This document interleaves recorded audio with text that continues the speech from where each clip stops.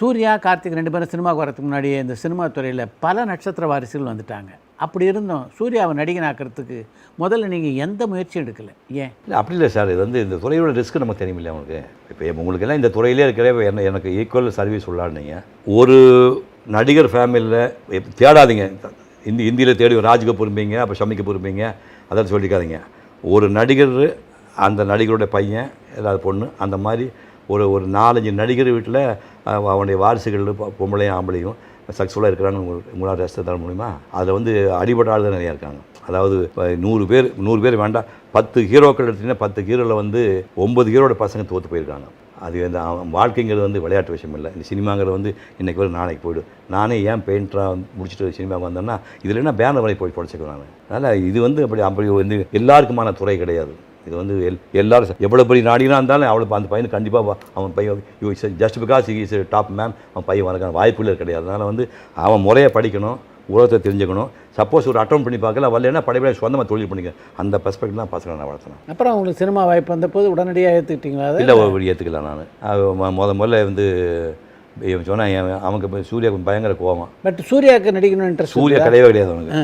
எங்கள் அப்பா நடிக்கணுமா, அவர் டயலாக் பேசினா நான் பேசணுமா, அவருக்கு இன்ட்ரெஸ்ட் இல்லை. அது எதுக்கு அதெல்லாம் பண்ணணும், அது தேவை கிடையாதுன்னு சொல்லிட்டு இங்கே பெல்ட் போட்டுக்குவான், ஹாவாச்சி போட்டு தான் லாயிலாக கலைச்சி போவான். எங்கள் மாமா மாதிரி நான் ஏதாவது எக்ஸ்போர்ட் கம்பர்ஸ் பண்ணிக்க சொல்லிட்டு விஎன்டியில் போய் காலைல போய் மேட்டில் தட்டி போட்டு 3 மாதம் மேட்டில் தட்டி போட்டு பெருக்கிட்டு இருக்கிறான். அப்புறம் முதலாளி நாள் பார்த்துட்டு சிவகுமார் பையன் ஆமாண்ணா, என்ன இதெல்லாம் பண்ணிக்கணுங்க, நான் தொழிலுக்கிறதுக்கு தான் நான் வந்தேங்க, இதில் எங்கள் அப்பாவை பையனுங்களை என்ன பெருமை இருக்குது அப்படின்னா அவன் மிரண்டானுங்க. அப்படியே இருந்துட்டு எங்கள் டாக்டர் ஒருத்தர் மலேசியா ஃபங்க்ஷன் கூட வந்தார்.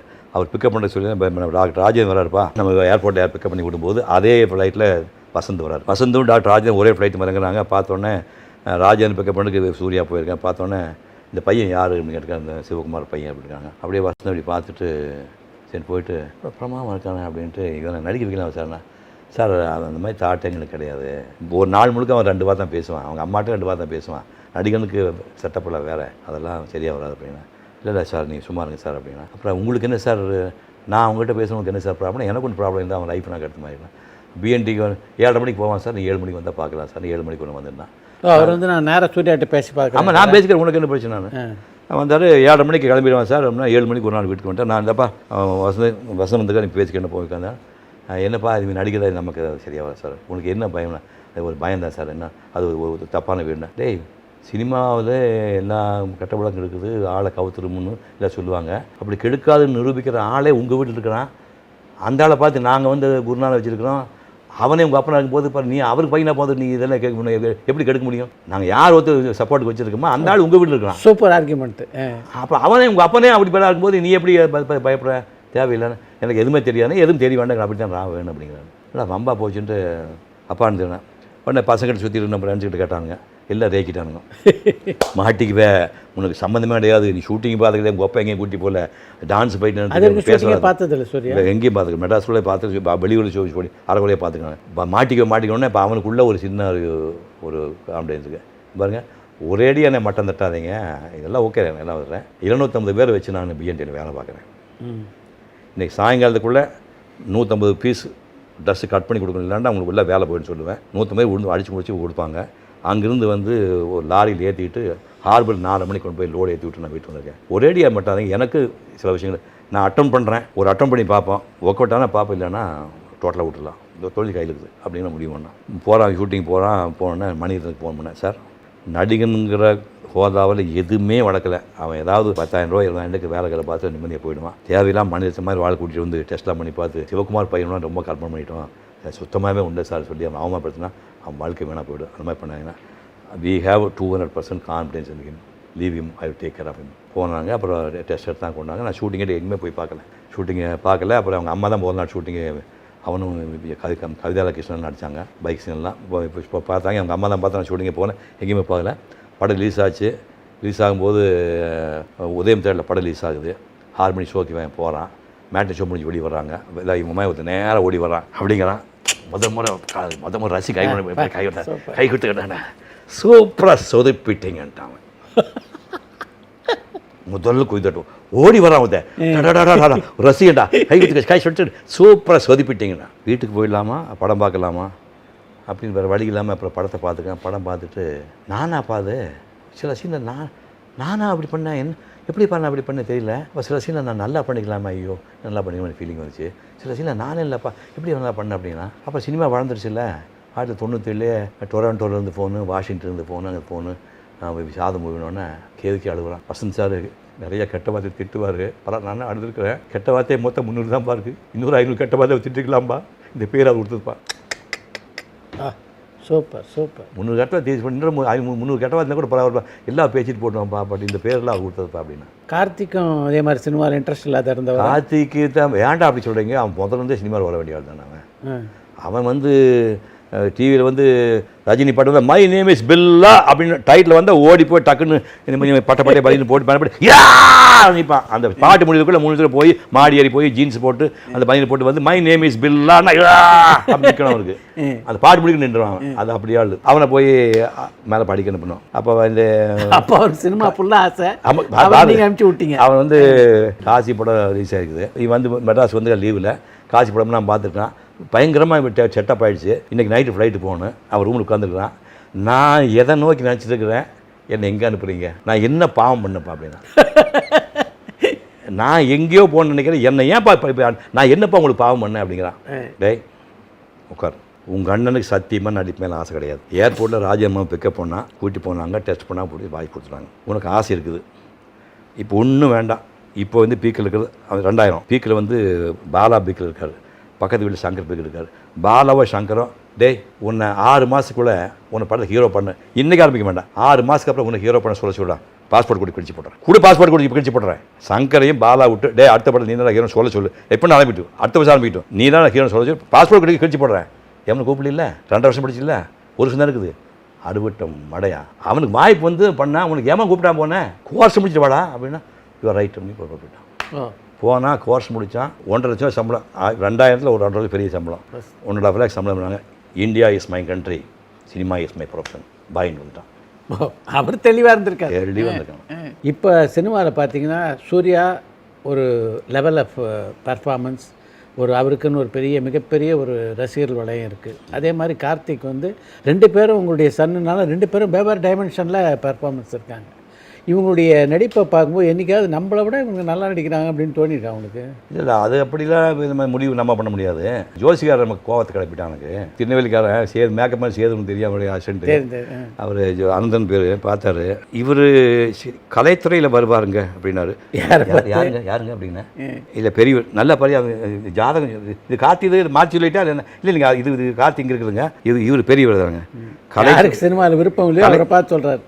சினிமாவில் எதுவுமே போய் முடியாது. கலைத்துறைக்கு வருவார். அசிஸ்டன்ட் டைரக்டர், கேமராமேன், ஸ்கிரிப்ட் எழுதி டைரக்டர் ஒன்று இல்லைங்க. அவர் வந்துங்க இந்த மூஞ்சி வச்சு பண்ணுற தொழில்னு மூஞ்சி வச்சு பண்ணுற நடிப்புங்கண்ணா. ஆமாங்க யோ காலையில் சாயங்காலம் அங்கே அம்மாட்டே 3 வார்த்தை பேசுவேன் அப்படின்னு நடிக்கிறவனே. ஆனால் தப்பாக நினச்சிக்காதீங்க, ஊமையாக இருந்தால் மகாகவி காளிதாஸ் புறவாடிங்களா தத்துவமே என்கிட்ட பேசாத இதுன்னா தப்பாக நினச்சிக்காதீங்க. அந்த சக்கரங்கள் வந்து அந்த பிளானட் பொசிஷன்ஸ் வரும்போது அந்த பேசக்கூடிய தகுதி வந்துங்க அப்படின்னா அப்புறம் சொல்லி அப்படின்னா இவர் உங்களை விட நல்ல ஆக்டர் பேர் வாங்க பாருங்க. அப்போவே போட்டானா உங்களை விட ஜாஸ்தி சம்பளம் வாங்குவாங்க, அது ஓகே. உங்களை விட நிறைய அவார்டெல்லாம் வாங்க பாருங்க. நீ கிளம்புறியா? அந்த ஜோசி நாட்டத்துக்கு கொஞ்சம் தயவுசெய்து கொடுங்க எனக்கு. நீ கிளம்புறியா? செத்து போயிட்டாரு ரொம்ப. நீ கிளம்புறியா அப்படின்னா இன்னொரு விஷயம் என்ன, லவ் மேரேஜ் அடித்தா அவன் சொன்ன மாதிரியே நடிகனாக வந்தான், அவார்டு வாங்கினா, ஜாய் சம்பளம் வாங்கினா, லவ்வும் பண்ணி கல்யாணம் பண்ணான். தேடி போய் ஜோசி போய் வேட் சட்டை எடுத்து கொடுத்தோம். எல்லாத்தையும் பண்ணிட்டாரு போல அவர் என்ன சொன்னால் அது அப்படியே சூப்பர் சூப்பர். சூர்யா ஜோதிகா திருமணத்தை பொறுத்த வரைக்கும் வெளியில் எல்லாருக்கும் வந்து சிவகுமார் பெருந்தன்மையாக அந்த கல்யாணத்தை ஒத்துக்கிட்டார் அப்படின்னு ஒரு விமர்சனம் இருக்குது. உங்களை பெருந்தன்மையாக ஆக்கியிருந்த அவங்க 2 பேரும் நான் விமர்சனம் பண்ணுறேன். இல்லை அது எப்படி அது எப்படி வச்சுக்கோ. அது ஒரு சிக்கல் எங்களுக்கு என்னென்னா, இந்த அளவு இந்த 180-92 படத்தில் எப்படி பார்த்தா 150 படத்தில் லவ் சீன் பண்ணியிருப்போம். அப்போ அப்பங்கார வந்து ஏபிடி மகாலிங்கம் மாதிரி, டிவிஎஸ் மாதிரி, கோயங்கா மாதிரி இருந்திருப்பாங்க. அப்போ அவர் பையன் வரும்போது நம்ம ஒரு பொண்ணு லவ் பண்ணுறோம். அப்போ என்ன சொல்லுவோம், உன்னுடைய பத்திரிகையை நம்பி நான் இவளை கரம் பிடிக்கவில்லை, ஏபிடி நம்பி கவலைப்படலை, டிவிஎஸ் நிறுவன நம்பிக்கை இந்த கரத்தை நம்ம கைப்பிடிக்கணும் அப்படின்னு தான் டயலாக் பேசியிருக்கீங்க. அவன் இவன் எழுதி கொடுக்குறான். இப்படி 150 படத்தில் என் கையை நம்பித்தான் நம்ம கைப்பிடிக்கிற டயலாக்கெல்லாம் பேசிவிட்டு 150 பொம்பளை லவ் பண்ணிவிட்டு ஒரே ஒரு பொண்ணை ஒரு பையன் லவ் பண்ணான்னா அவன் வேண்டான்னு சொன்னேன்னா எப்படி அது என்ன தர்மம் ஞானம் நினச்சி பாருங்கள்.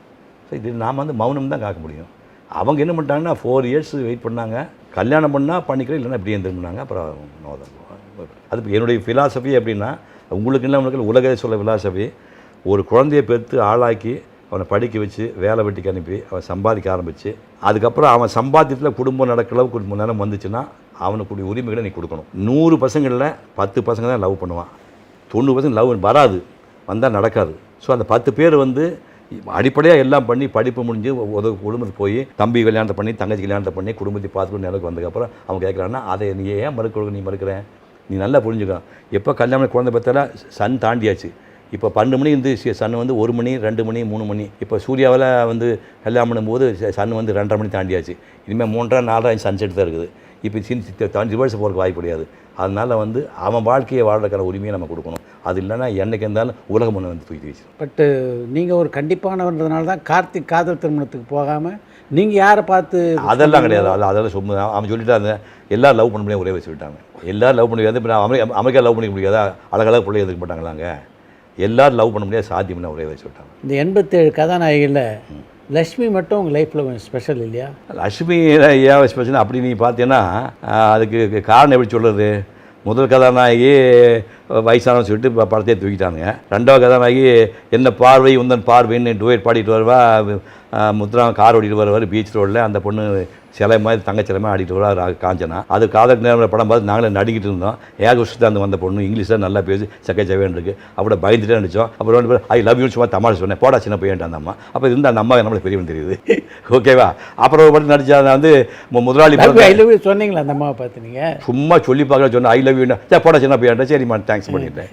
அப்புறம் வந்து ஒரு அம்மா வந்து குங்கும பொட்டுக்காரா கோணக்கரா பாட்டு ஒரு ஏரி கரையின் மேலே போராளி பொறுமையிலேன்னு ஒரு பாட்டு முதலாளி படத்தை வந்துச்சு. அந்த முதலாளி படம் வரும்போது 8ஆம் கிளாஸ் படிச்சிருக்கேன். அதுக்கப்புறம் 8 வருஷம் ஆகி அதுக்கப்புறம் ஓவிய கல்லூரி படித்து அது ஒரு 7 வருஷம் ஆகி அதுக்கப்புறம் போனால் அந்த அம்மா கதாநாயகி நடிச்சிருக்காங்க. அந்த அம்மா எனக்கு ஜோடி நினச்சி பாருங்க. இப்போ 14 வருஷம் படிக்க கதாநாயகி நடிச்சப்போ எனக்கு ஜோடியான என் நிலைமை நினச்சி பாருங்க. அந்த அம்மாவோட வந்து மகாவிஷ்ணு நடிச்சு அந்த அம்மா மகாலட்சுமி நடிச்சாங்க. இப்படிலாம் நடிச்சுட்டு முதல்ல ஒரு பொண்ணு இந்த பொண்ணு தான் டே அது லட்சுமி தான் நம்ம எழுதுனாடா குமுதத்தில் கிளம்புங்க ஷாக் ஆடி போடணும். அந்த நாகராஜாவை படம் போட்டு ஒரு பக்கம் பூரா நான் லட்சுமி இருப்போம். ஸ்டுடியோ எடுத்த அந்த ஜோடியை பார்க்கறதுக்கே ரொம்ப மகிழ்ச்சியாக இருக்குன்னு சூப்பராக. அதுதான் கீழே தலைப்பு 2 பேர் படத்தையும் போட்டு கிளங்கட்டைகளையே பார்த்து அறுத்து போன கண்களுக்கு தலைப்பு கொடுத்து கிளங்கட்டைகளையே பார்த்து அறுத்து போன கண்களுக்கு உண்மையிலேயே இளமையோடு இருக்கும் 2 இளம் உள்ளங்களின் அளவான உறவாடல்களை பார்க்கின்ற போது இவர்கள் நன்றாக இருக்க வேண்டும் என்று வாழ்த்து தோன்றுகிறதா. அங்கே பிடிக்கிறான் கேள்வி பாருங்க.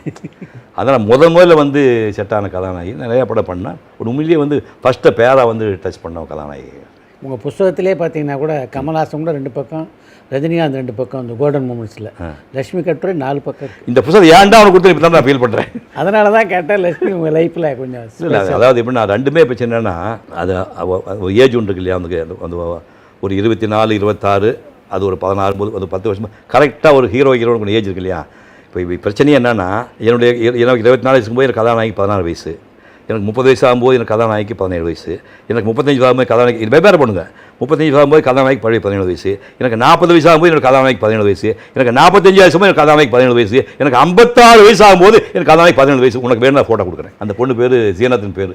சிறகடிக்கு ஆசைன்னு கிடச்சி. அப்போ தான் வெட்கப்பட்டு எனக்கு 56 வயசு அது என் பேச்சு வயசுக்கு போல இவ்வளோ ஜோடி நினைக்கிறது. எம்ஜிஆர் டுவேட் பண்ணால் எம்ஜிஆர் 40 வயசுக்கு டுவேட் பண்ண கொடுக்கலடா நீ சான்ஸை கொடுக்கடா அவருக்கு. அதனால தான் துரத்தே லவ் பண்ணார். எங்களுக்கு டயர்ட் ஆகி போச்சு. விடுங்கடா சொல்லிட்டு 56 வயசு நான் அடிக்கும் போது அந்த பொண்ணுக்கு 17 வயசு. ஜீனத் பேர் பொண்ணு பேர் சிறகடிக்கு ஆசைன்னு படம். கல்லூரியில் இப்போ ஸ்கூல் படிக்கிற பொண்ணு காலேஜ் ப்ரொஃபஸர் அது லவ் பண்ணுது. சிறகுக்கு வந்து பலம் வந்ததுக்கப்புறம் தான் நீ லவ் பண்ணணும் இது கூட சொல்லிட்டு அட்வைஸ் பண்ணுற படம் அது மாதிரி. இல்லை சவுகார் ஜானகி சொன்ன மாதிரி நிஜமாவே வந்து அந்த காலகட்டத்தில் ஒரு மிகவும் அழகான ஒரு இளம் ஹீரோனி. அதெல்லாம் நான் எப்படி சொல்லிக்க முடியும்? நான் சொல்கிறேன். நீ சொல்லி உண்மை. சவுகார் ஜானகி சொன்னது உண்மை, 100% உண்மை. நீ சொல்லிட்டு போங்க. அப்போ வந்து நிஜமாவே வந்து பல கதாநாயகர்கள் உங்களை வந்து வட்டம் முடிச்சிருக்கிறதுக்கு எல்லா வாய்ப்பும் இருக்குது. என்னென்னா இது வந்து உடற்கூறு வந்து தப்பாக சொல்ல முடியாது யாரையுமே.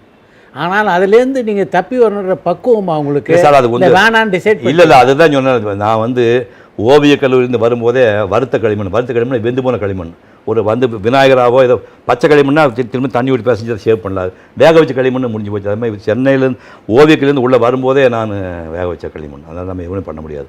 கூட நடிக்கிறாங்க அந்த ஒரு அந்த இன்றைக்கி சொல்லுவீங்க என்ன அதுக்கு கெமிஸ்ட்ரி அது கெட்ட பார்த்தேன். அந்த கெமிஸ்ட்ரி கொஞ்சம் லேசாக ஒர்க் அவுட் ஆகாமல் தெரிஞ்சு நான் முதலே சொல்லிடுவேன். நான் ஒரு பியூட்டியில் பேசுவேன். என்னை விட 10-12 வயசு சின்ன பொண்ணாக இருக்குது. அது வாரமாக தப்பாக நினச்சிக்காத வந்து திரைப்படத்துறையிலும் பத்தினிகள் நிறையா இருக்கிறார்கள், அதெல்லாம் குழப்பம் கிடையாது. வெளி உலகத்திலும் வந்து பாலியல் தொழில் பண்ணக்கூடிய மக்கள் இருக்கிறாங்க. பட்டு என்னதான் இருந்தாலும் நான் வெளி உலகத்தில் தான் என்னுடைய வாழ்க்கை கதாநாயகியை தேட வேண்டிய பொறுப்பு. அதனால் தப்பி தவிர மனசுக்குள்ளே ஏதாவது எண்ணத்தை வளர்த்துக்காதீங்கன்னு அப்போவே டேஞ்சர் லைட்டு வச்சுருவாங்க. அப்படி நிறைய பேர் சொல்லியிருக்காங்க. என்ன நியாயம் இது? தப்பு தான். சுற்றிலும் பார்க்கலாம் போது 2-3 கட்டிட்டு என்ன அவசரம். அந்த நல்ல டயலாக சொல்லியிருந்தாரு. ஒரு பொண்டாட்டியோட வாழதான் கஷ்டம், 4 பொண்டாட்டி ஈஸியாக வாழ்ந்துடலாம். 1 லட்சம் சம்பாதிக்க தான் கஷ்டம், 10 லட்சம் சம்பாதிக்கலாம். ஒரு கார் வாங்க தான் கஷ்டம், 10 கார் வாங்க சொல்லமா. ஒரு பங்களா கட்டலாம் கஷ்டம், 10 பங்களா ஈஸியாக கட்டலாம். திங்க் பண்ணி பாரு. அதான் நான் ஒரு பொம்பளையோட ரோல் போட்டிருக்கேன், அப்புறம் நீ 4 எனக்கு தேவை நினச்சி பாருங்க. அதனால் விட்டுரும். உங்களோட பல படங்களில் நடித்தவங்க ஸ்ரீபிரியா, அவன் அவளது, ஆட்டுக்கார அலமேலு போன்ற படங்கள் நடிக்கும்போது அவங்களுக்கும் ஒரு சின்ன கருத்து வேறுபாடு இருந்தது. அதனால் நீங்கள் 2 பேரும் பேசிக்கிறதே இல்லைன்னு கூட ஒரு செய்தி நான் படித்தேன். அது உண்மையா? அது ஒன்றும் இல்லைப்பா. அது வந்து பணத்துக்காக தான் நம்ம கூட முதல் நடிக்குது.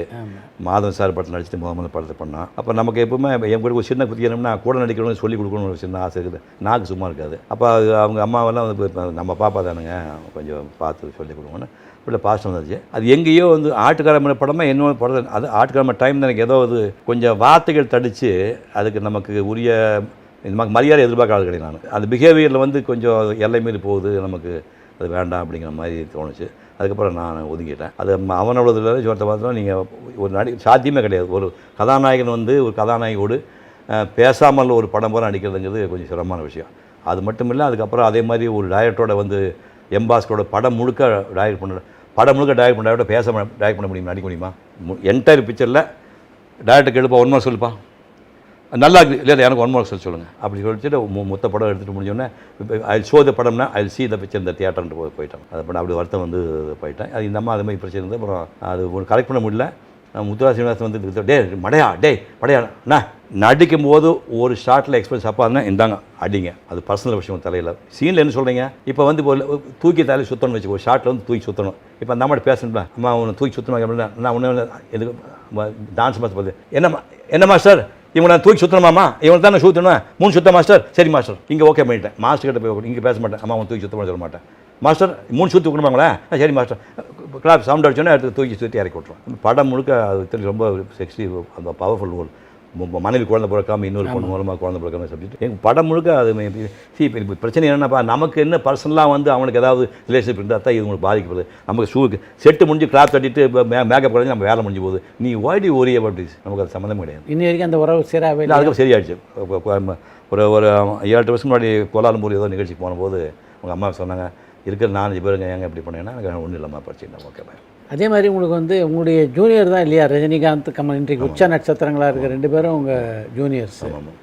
இதில் வந்து கமல்ஹாசன் எப்போ முதல்ல பார்த்தீங்க, ரஜினிகாந்த் எப்போ முதல்ல பார்த்தீங்க? கமல்ஹாசன் ரொம்ப சின்ன பையன் சார். வந்து நாங்கள் அரங்கேற்றம் படம் தான். இல்லை உங்கள் படத்தில் வந்து நடன உதவியாளராக பணியாற்றியது தன்னுடைய நண்பர்கிட்ட நான் பகிர்ந்துக்கிட்டேன்னு கமல்ஹாசனே உங்களுடைய வந்து சொல்லியிருக்காரு. வெள்ளிக்கிழமத்தில் 74 பண்ணியிருக்காரு. நான் சிவகுமார் அது அவர் சொன்னாதே பெருமை, நம்ம சொல்லி காட்டக்கூடாது.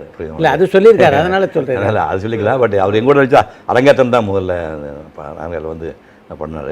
அப்போ தான் ஓவர் எக்ஸசைஸ்லாம் பண்ணி இந்த மார்போல் தொங்கிட்டு இருக்கும். அதை பார்த்தா லேடிஸ் மாதிரி தொங்கிட்டு இருக்கு. ஐயோ என்னையே அப்படி வச்சுருக்காண்ணா, இல்லை நான் அது சரியில்லை தான் படைப்படி பெஞ்ச் ப்ரெஸ் அடித்து மாற்ற போகிறேன்னு சொல்லிட்டு ஹெவி எக்ஸசைஸ் பண்ணி எல்லாம் பண்ணி கரெக்ட் பண்ணிவிட்டு அது மாதிரி பண்ணார். அது 2 பேரையுமே நம்ம சாதனை சொல்கிறாரு. அவங்க தொட்டுக்கு உச்சம் தொட்டவங்க 2 பேர். ஆனால் டியூ ரெஸ்பெக்ட் வந்து 2 பேர் வச்சுருக்காங்க. நம்ம குறைய சொல்கிறேன். கமல்ஹாசன் அந்த படத்தில், ரஜினிகாந்த் அந்த படத்தில். ரஜினிகாந்த் வந்து கவிக்குள் தானே? ரஜினிக்கு வந்து கவிக்குள் தான் முதல் பண்ணான். ரொம்ப இன்ட்ராவர்ட், அதாவது ரொம்ப பயந்த ஆள், ரொம்ப பயப்படுவார். அப்போ ஓனார் கேள்வி கேள்விப்படும்போது டயலாக் போது நம்ம பையன் கவிக்குள்ளேயே சொல்லிவிடுவோம். கவிக்குள்ளே வந்தார், அவருக்கு ஷூட்டிங்கே வராது. எனக்கும் சீதே வைக்கிற சாங்ஸு சீன்ஸ்லாம் எடுத்துகிட்டு இருப்பாங்க. பட்டாபடி ஜெயலட்சுமி ரஜினி சீனு ரொம்ப அது எப்போல்லாம் கேப் எடுக்குது எங்களுக்கு, அப்போ கேப்பில் தான் அவங்க போர்ஷன் எடுப்பாங்க. அது ஒரு பெக்குலியரான இடம். அது முடிகிறேன்னு அங்கேருந்து ஒரு 35-40 மைல் மலை மேலே போய் தான் சின்ன கண்ணு நினைக்கிறான் பாட்டில் எடுக்கணும். நாங்கள் சராசரியாக 2 மணிக்கு எழுந்திருப்போம். எப்போ 2 மணிக்கு 2 AM 2 மணிக்கு எழுந்து குளித்து கிருஷ்ண மேக்கப்பெல்லாம் போட்டு அங்கே 30 மைல் போகிறதுக்கு மலையாளி போகிறதுக்கு டைம் ஆகுது. சன்ரைஸ் போய் ஷார்ட் எடுக்கணும்னு பிளான் பண்ணி தேவராஜ் மோகன்லாம் பாவம் அவங்க போய் சேர வேண்டிய இடம் எங்கேயோ போயிட்டாங்க. அது மேலே போவோம். போனால் சின்ன கண்ணு நினைக்கிற பாட்டெலாம் ஷூட் பண்ணுவோம். திரும்ப வந்தோம்னா ஷூட்டிங்கை முடிச்சுட்டு 10 மணிக்கு நாங்கள் திரும்பி வரும்போது சிக்மலூர் இந்த வயசுக்கு வந்த பொண்ணுங்களை பல் விளக்கிட்டு இருக்கோம். அந்த ஊரில் மக்கள் நல்லா தூங்கி எழுந்து 10 மணிக்கு தான் மெதுவை எழுந்து பல் விளக்குறாங்க. அது வயசுக்கு வந்த பொண்ணுங்க பசங்கள்லாம் வந்து பல் விளக்கிட்டு இந்த ஹோட்டலில் பேய்களை வந்து தங்கியிருக்குது. நைட்டு 2 மணிக்கு சத்தம் போட்டுருப்பாங்க. எங்கள் பேர் அப்படி பேய்கள் அப்படிலாம் வந்து பண்ணிகிட்டு இருக்கோம். அப்போ திடீர்னு தேவராஜ் தர்ஸ் வந்து கவியரசு கண்ணதாசனுக்கு வந்து பாராட்டு விழா பண்ணுறேன் அப்படின்னு சொன்னோன்னா அவர் எப்பவுமே பரும்படியாக இருப்பார். டேய் நம்ம பசங்களாக இருப்பாங்களா எல்லாம் நீ கூட்டி வந்துடுறான் அப்படின்னு பஞ்சுகள் சொல்லிட்டாரு. அப்போ பார்த்தப்ப இங்கே நாங்கள் வந்து ஸ்ரீதேவி, நான், ரஜினிகாந்த் இப்போ வளர்ந்தவள ஸ்டேஜ் பட்டாப்பட்டு இருக்கிறவங்க எல்லாம் கூட்டி வந்துடு அப்படின்ட்டாங்க. அப்புறம் அங்கே என்ன திடீர்னு ஃபோன் பண்ணி ஏகப்பட்ட பேர் வருவான்னு நினச்சிட்டா பஞ்சு நிறைய பேர் ஏமாற்றிட்டாங்கடா, டேய் நம்ம அதை கூட்டி வாடா ஆள் கம்மியாக போச்சுருந்தானுங்க. அப்புறம் சரின்ட்டு நான் போகும்போது நம்ப மாட்டேங்க, சிக்மகள் வந்து பெங்களூர் வரைக்கும் நான் எங்கிட்ட ஒரு கெட்ட பழக்கம் உண்டு, வாயை திறக்க மாட்டேன், திறந்தான் போட மாட்டேன், அதுவும் கெட்ட பழக்கம். ஸோ சிக்மல் வந்து வரவே 4.5 hours நான் பேசி வந்தேன். ரஜினிகாந்த் பார்க்கலாம் ஒரு கூட போயிடல, பேசாமல் உட்காந்து கேட்டு வந்தேன். அப்போயே ஒரு சொற்பொழிவுக்கு ரெடி ஆகிட்டீங்கன்னு நினைக்கிறேன். அப்புறம் மேலே ஏறும்போது கேட்டு நான் யார் யார் வந்தாங்க என்ன பேசினாங்கன்னு. கமல்ஹாசன் வந்தார், அவர் பேசினார், மனோரமா வந்து பேசினாங்க.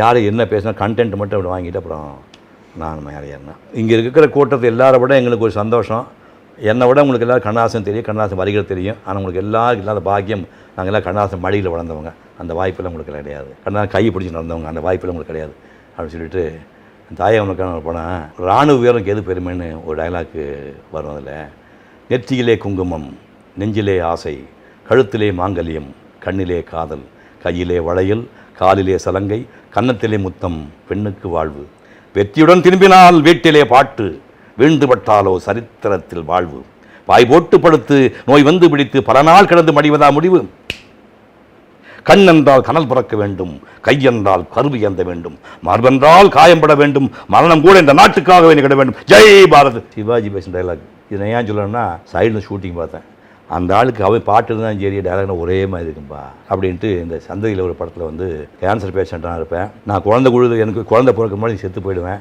அந்த புற்றுநோயை பேஸ் பண்ணி பாட்டு சொல்லி சொன்னாங்க. அந்த கதையை சொல்லிட்டு சொன்னேன். என்னிடத்தில் அன்புற்று நோய் கொடுத்தான் இறைவன், சந்ததியில் புற்று நோய் கொண்டான் தந்தை, அப்போது புரியவில்லை ஆண்டவனின் வடிவம், இப்போது வருகிறது இறைவன் அவன் கடிதம் அப்படின்னு பாடலை போட்டார். ஜென்ரல் தத்துவம் சொன்னார்.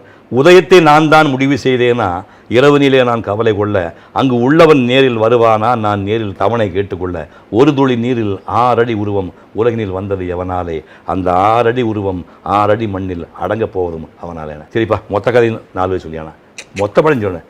இரவுக்கு வாழ்ந்த பெண்களில் ஒருத்தி, உறவுக்கு வந்தது என் வீடு, அதில் வரவுக்கு ஒன்றை வைத்த பின்னாலே செலவில் முடிந்தது என் ஏடு, வேலியில் ஒருவன் தாலியில் ஒருத்தி, யார் கடன் முதலில் நான் கொடுப்பேன், என் வேஷத்தில் ஒருவன் பாசத்தில் பிறப்பான், வானத்திலிருந்து நான் பார்ப்பேன். எவனுமே எழுத முடியாது. இப்படி ஒரு 4 ஐட் சொன்னோன்னா பிச்சு நான் கைதட்டல. கீழே வர ரஜினி, எங்கள் ஊரில் வந்து 10,000 பேர் முன்னாடி இப்படி கைதட்டு வாங்கினா, இப்படி கைதட்டு வாங்கின எத்தனை வருஷம் தராங்கண்ணா, அடா ஒன்றுமே இல்லைப்பா, நீங்கள் அண்ணா பேசி கேட்கணும், கலைஞர் பேசி கேட்கணும், கண்ணதாசன் பேசிக்கணும், அவங்க முன்னாடி நான் சும்மா சுண்டாக்க போய் அவங்க அப்புறமா பேசுவாங்க. இப்படி முடிச்சு ஒரு 3 மாதம் ஆச்சு. 1 நாள் கழிக்கு ரிலீஸ் ஆச்சு. செங்கல்பட்டு சென்ட் ஜான்ஸ் ஸ்கூலில் ஃபங்க்ஷனு, 50வது நான் முத்துராமே பாபு, ரஜினிகாந்த் வாழ்க்கையில் முதல் மேலே ஏறாரு. போய் சென்ட் ஜான்ஸுக்கு போனால் அந்த மண்ணிலிருந்து வர்ற மனிதனுக்கு கிடைக்கிற மரியாதை ஏற்கனவே ராஜாவுக்கு கிடைக்காது. நீ ராஜா, நீ ஏற்கனவே பாப்புலர் ஆகிட்ட. ஆமாம், அப்போ தான் அந்த ரத்தம் சரியமாக அந்த கூட்டிலேருந்து வேலை வந்திருக்கிறான். என் கூட்டத்திலிருந்து ஒருவன், என்னில் ஒருவன் இதோ மேடை நிற்கிறான். அப்படி தான் அவனை பார்க்குறாங்க. பார்த்தாங்க சிவகுமார் பேசுவேன்னா, ரஜினி நான் நிறுத்தேன். ரஜினி பேசிய பிறகு தேவைப்பட்டால் நான் பேசுவேன், வணக்கம்ட்டேன். எனக்கு வேண்டாம் பேலன்ஸ் என்னத்துக்கு, அவர் பேசுனதுக்கப்புறம் தேவைப்பட்டால் நான் பேசல, இப்படியே வணக்கம் பண்ணி போடுவேன். வந்த மைக் கொடுத்தானுங்க.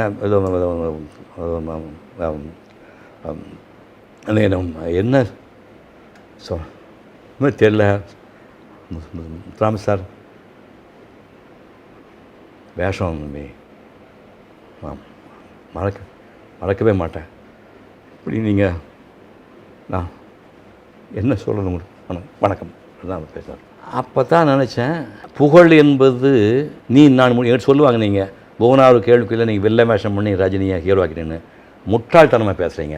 ஒருவன் பிறக்கும் போதே நீ எங்கே பிறக்க வேண்டும், எப்படி வளர வேண்டும், எப்படி புகழ் பெற வேண்டும், எங்கே உயர வேண்டும், எப்போது உன் கதை முடிய வேண்டும் என்று எழுதி மண்டை ஓட்டு கொடுத்து நிறுத்தி விட்டான் இறைவனுங்கிறான். அவனுக்கு சுக்கரதாஸ் எழுதியிருக்குது. சிவகுமார் எந்த சுண்டகாரன் நடிச்சிருந்தா கூட அவன் பெரிய ஆள் தான் வரத்தான் போகிறான். படம் பூரா உயர்கூட்டு நடிக்கிறான். கமலஹாசன் உயர்கூட்டு நடிச்சிருக்கான் அந்த படத்தில். 16வது இல்லை படத்தில் 3 சீன் தான் வர்றான், பரட்டேங்கிறான். படம் முடிவு என்ன பண்ணுறான், அவன் கண் எதில் வந்து கதாநாயகி ரேப் பண்ணுறான். இவன் கையெல்லாமல் அடே விட்றாங்கிறான். பப்ளிக் தெரியுது அவன் வில்லன், அவன் அயோக்கியம் தெரியுது. மறுநாள் 57 தியேட்டருக்கு போகிற ரஜினியும் போட கை தட்டுறாங்க. வில்லன் ரோலியாது 3 நாள் தான் நடிச்சிருக்காங்க. படமும் நடிச்சிருக்காங்க. பேத்தாது கேரக்டர் ஸ்டார் உச்சத்துக்கு வந்ததுக்கப்புறம் நீ ஏன்டா கொடுக்க பேசிருக்கீங்க, நான் வந்து காப்பாற்றி வந்து காப்பாட்டேன்னு இந்த மாதிரி பேத்தில் இருக்கிற நான் சம்பளப்பில்லை. எனக்கு கொடுக்கப்பட்டது நான் பிறக்கும்போது நான் எங்கே போகணும், எப்படி வரணும், எங்கே முடியுமோன்னு எனக்கு எழுதப்பட்டு அது நடந்துட்டு இருக்கு. நான் அடுத்தன்னு பார்த்த பொறாமப்பட ஆள் கிடையாது. ஒரு நாள் உதயகுமார் சொன்னாராம்மா, சிவகுமார் சார் எங்கேயோ இருக்க வேண்டியது சார், எங்கேயோ மிஸ் ஆகிட்டாராண்ணா.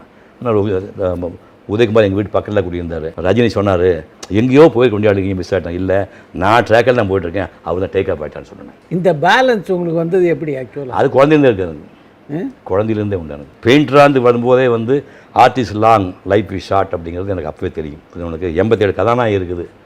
87 கதாநாயகிகள் அடிக்கடி சொல்கிறேன். 87 கதாநாயகி ஒரு 15 பேருக்காக எம்மா ஆசைப்பட்டிருப்பாங்க. சௌகா ஜானகி சொன்னாங்க, இப்போ அந்த அம்மாவுக்கு 60 வயசு ஆகுது, எனக்கு அப்போவே 40-45 வயசு இருக்குது. அம்மா அந்த உயர்ந்த மந்த டைமில் இருக்கும்போது எப்படிமா என்ன, டேய் அவ்வளோ அழகாக இருப்படா, நீ உன் மேலே ஆசைப்படாத பொம்பளே இருக்க மாட்டாடா அப்படிங்கிறாங்க அந்த அம்மா.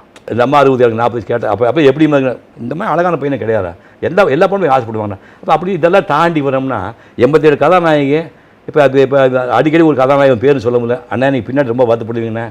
எவ்வளோ இயற்கையாக வந்து ஆல்பம் வாண்டட்லி ஆஃபர் வருது உங்களுக்கு, இயல்பாக வர சான்ஸில் விட்டு பின்னாடி வந்து ஐயோ நம்ம நிறையா சான்ஸ் வந்து மிஸ் பண்ணி வருத்தப்படுவீங்க அப்படின்னு சொன்னவர் தான். வருத்தப்பட்டீங்களா? இனிமேல் தான் வருத்தப்பட டைம் இல்லையா, எனக்கு டைம் இருக்குல்ல. பரபரப்பான சினிமா செய்திகள், நட்சத்திரங்களின் பேட்டிகள், சினிமா வரலாறு ஆகியவற்றை பார்க்கவும் படிக்கவும் உங்களுக்கான இணையதளம் tourantalkies.co.